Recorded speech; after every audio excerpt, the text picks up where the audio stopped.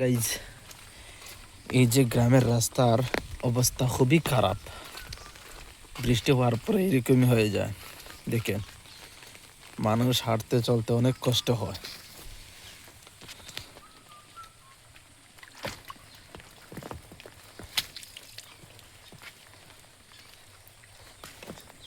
অনেক ভয় লাগে। এই যে মাটিগুলো দেখতে পারতেছো, এই মাটিগুলাতে অনেক স্লিপ করে চপ্পল। এই দেখেন, আমি ভিডিও করতেছি, অনেক ভয় লাগতেছে। যদি পড়ে যাই তাহলে আমার কাপড়ের অবস্থা ভালো থাকবে না। এই দেখেন, এই মাটিগুলো অনেক পিছলা হয়ে থাকে। এই বন্ধের মাটি এইগুলা। দেখেন গাইজ, কি পরিমাণ পানি হয়েছে। এই দেখেন, এত পানি হয়েছে।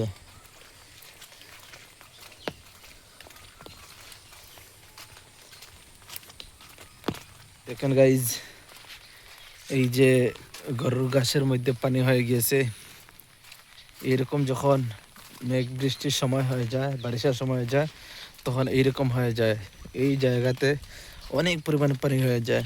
ঘাস কাটারই ক্ষমতা হয় না। এখন তো একটু একটু পানি, তাই তো মানুষ ঘাস কাটতে পারে, না হলে নৌকা দিয়ে ঘাস কেটে নেয়। এই দেখেন অবস্থা রাস্তার। বৃষ্টি হলে এই রাস্তার অবস্থা খুবই ভয়ানক হয়ে যায়। দেখেন গাইজ, এই সাইডে অনেক পরিমাণে পানি হয়ে গিয়েছে। এইগুলা সব হচ্ছে বৃষ্টির পানি, দেখতেই পারতেছে। এই দেখেন,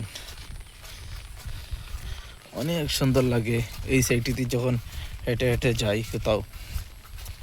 দেখেন সামনে কি সুন্দর সুন্দর গাছ এনেছে। এই গাছের নাম কি জানি না।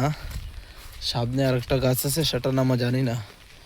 রাস্তার সাইডে এইরকম গাছ দেখলে খুবই ভালো লাগে। এই দেখেন কত সুন্দর জায়গাগুলো। এই দেখেন, এই রাস্তার পাশে বন্ধের মাঝখানে কেউ একজন বাড়ি বানাচ্ছে, দোতলা দিয়ে, বিল্ডিং দিয়ে। দেখেন খুবই সুন্দর লাগতেছে। এই বাড়িটা এখনো পর্যন্ত কমপ্লিট হয় নাই। কমপ্লিট হলে অনেক সুন্দর লাগবে। দেখেন, অনেক সুন্দর লাগবে এই বাড়িটা যখন কমপ্লিট হবে। সামনে হচ্ছে কি, এই দেখেন কত সুন্দর ভিউ। এই বাড়িতে যারা থাকবে অনেক মজার মজার ভিউ দেখতে পাবে, বা এখানে প্রচুর পরিমাণে ঠান্ডা বাতাস থাকে, অনেক মজাই লাগবে। দেখেন গাইজ, এই যে বাড়িটা তৈরি হচ্ছে, এই বাড়ির সামনের দিক দেখেন। এই দেখেন কলা গাছ, কি কি আরো গাছ আছে সেগুলো আমি চিনতে পারতেছি না। দেখেন কলা গাছের তোর চলে এসেছে। হ্যাঁ, এই দেখেন তোর চলে এসেছে। আর ওই দেখেন কলা অলরেডি ধরে গিয়েছে আরেকটাতে। তো এই বাড়িটা অনেক মজার হবে। দেখেন সামনে সফরি গাছ আছে, অনেকগুলো সফরি গাছ আছে সামনের দিকে দেখতে পারতেছি আমি। দেখেন গাইজ, কত সুন্দর লাগতেছে না? অবশ্যই কমেন্টে জানাবেন আজকের ব্লগটা আপনাদের কাছে কিরকম লাগলো। আর এই দেখেন সামনে আরেকটা জিনিস দেখাই। হ্যাঁ, এই দেখেন এখানে আম গাছ। এখানে আম গাছ আছে। এই আমগুলাকে মূলত আমরা গ্রামে বটয়াম বলে চিনি। দেখেন গাইজ, এই হচ্ছে বটয়াম গাছের। এই দেখেন, এই হচ্ছে বটয়াম গাছ। আর এই দেখেন কত সুন্দর। আচ্ছা, এই বাড়িটা যে তৈরি করতেছে, আমার মনে হচ্ছে যে সে খুব ভালো চিন্তা ভাবনা করে তৈরি করতেছে। আপনারা কি বলেন? অবশ্যই কমেন্টে জানাবেন। এই বাড়িটা যে তৈরি করতেছে, আসলে কি বাড়িটা তৈরি করার পরে সুন্দর হবে না হবে না? আমার মনে হলো অনেক সুন্দর হবে। দেখেন গাইজ, এত বড় এরিয়া এই বাড়ির। আর বন্ধের দেখেন এই সাইডে বন্ধ, আর এইটা আবার হচ্ছে বাড়ি, আর বাড়ির পাশে হচ্ছে রাস্তা। কত সুন্দর লাগবে দেখতে। আর সামনে হচ্ছে আবার বন্ধ। দেখেন, এই দেখেন সামনে আবার হচ্ছে স্কুল। এই স্কুলে আমরা পড়ালেখা করেছি যখন ছোট্ট ছোট্ট ছিলাম। এই স্কুলটাতে এখন পড়ালেখা হয় না। এটা হচ্ছে একটা প্রাইভেট স্কুল ছিল। সেই স্কুলে অনেক ভালো পড়া হতো। এখন এই স্কুলে কোনো ছাত্র আসে না, কোনো উস্তাদ আসে না। এখন বন্ধ হয়ে গিয়েছে। এখন গরু ছাগলের ঘর হয়ে গিয়েছে। দেখেন গাইজ,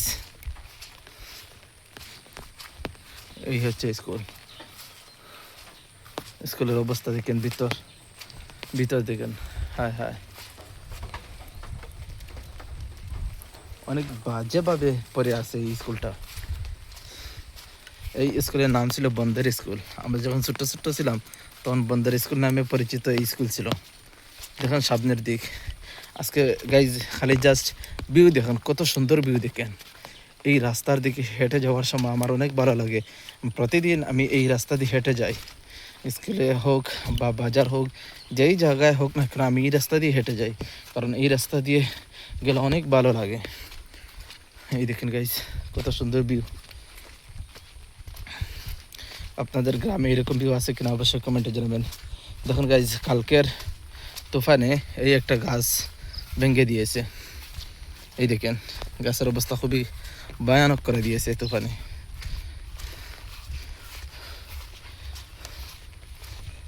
এইটা হচ্ছে সামনে আবার একটা ঈদগাহ।